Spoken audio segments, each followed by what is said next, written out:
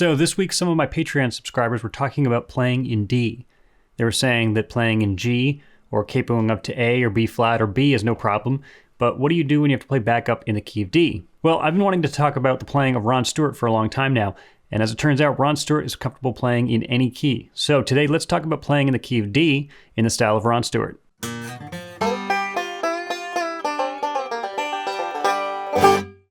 So when it comes to playing in D, we've got a couple options. We can play in an open D position. We could play in D tuning. We could play with the capo on the 2nd fret in a C position. We could even play capo to the 7th fret in a G position. And all of those have their place, but I find that playing in an open G tuning in D position is an underrepresented style of playing. And that kind of makes sense because it's not that easy to do. If we're playing in the key of G, we've got a lot more open strings to deal with, and most of the licks that we're learning from Earl Scruggs or J.D. Crowe or whoever else tend to be in the key of G. But playing out of different positions is a crucial part of playing bluegrass banjo, and depending on the range that you sing in, or the singer of your band sings in, then there's a good chance that you're going to have to play out of a D position eventually. For what it's worth, I'll also say that there are 3 videos that I've already posted that should help you a lot with this, and that's the basic banjo backup, the up the neck backup, and the transition licks video. And I'll leave links to all those videos in the description below. I bring up Ron Stewart because I've seen him play in D position, C position, F position, G position, any position really. He's very comfortable and he can play some really interesting musical stuff, and it seems like he's enjoying himself.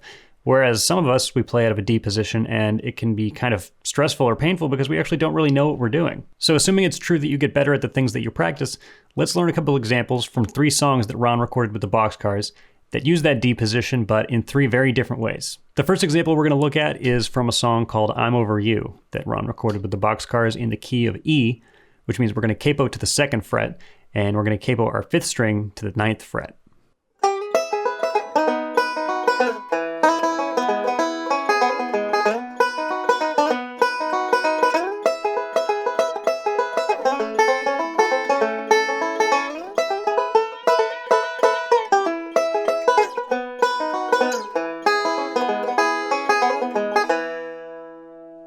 So as you can tell, this example uses a lot of really classic Scruggs language, and this is a really viable way to play over a lot of tunes in D.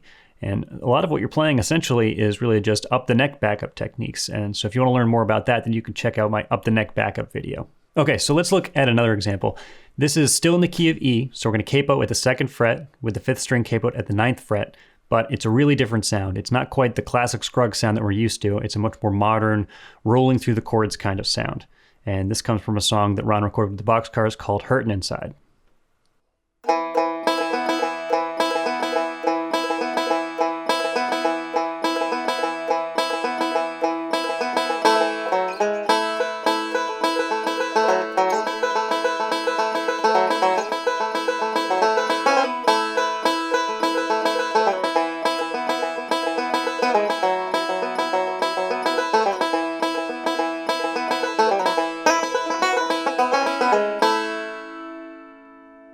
Notice that the backup that Ron's playing on this song totally suits what everyone else in the band is playing.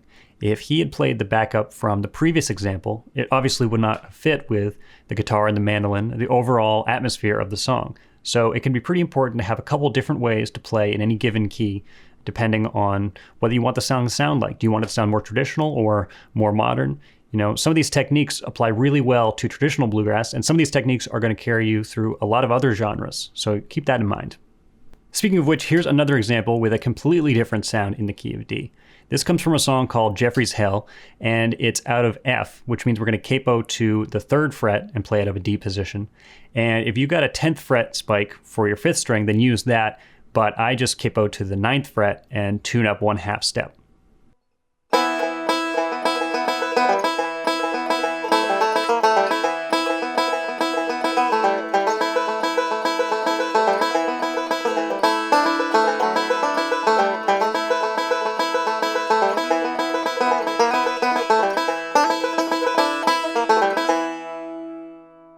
So this is that cool modal minor sound that we're all used to, but this time in a D position. And like a lot of things Ron plays, it's heavily based in the forward roll, but there's a lot of other interesting licks that he uses to transition between chords. Even if they're just subtle, they really have an impact when you move from one chord to another. And just like the other examples, this style isn't really interchangeable with other types of songs.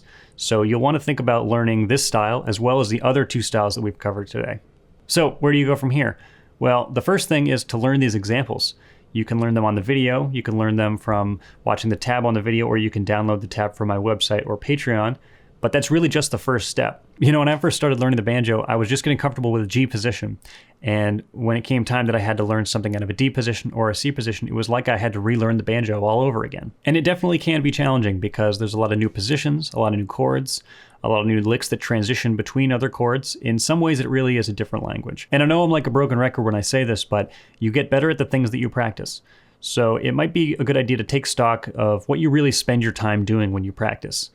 You know, do you spend a lot of time playing out of a G position, but then spend a lot of time later wishing that you could play out of a D position? Or when you practice, do you actually put in the time to work on things that are played out of a D position? I find more often than not when people are trying to learn something new, there's a lot of time spent thinking about the thing that you want to learn. But when you go to practice and you decide what it is that you want to work on, you have two options.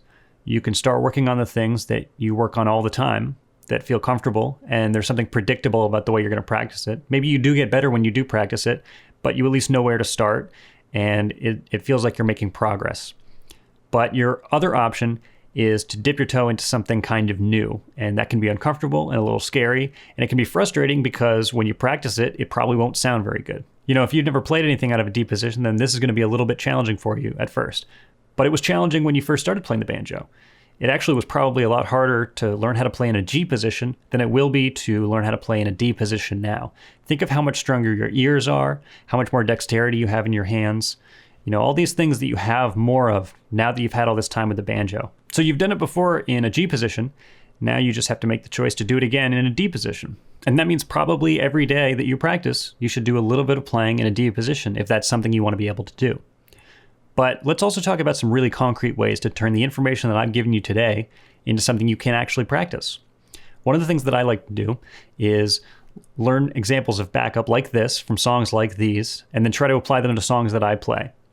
Because I'm probably not going to be playing Jeffrey's Hell or Hurtin' Inside or any of these songs on a regular basis, especially not with a band or even in a jam session. But I want to be able to use this information on songs that I do play. So here's an example of a song called I Wonder Where You Are Tonight in the key of D, using pieces of all of these backup examples from Ron Stewart.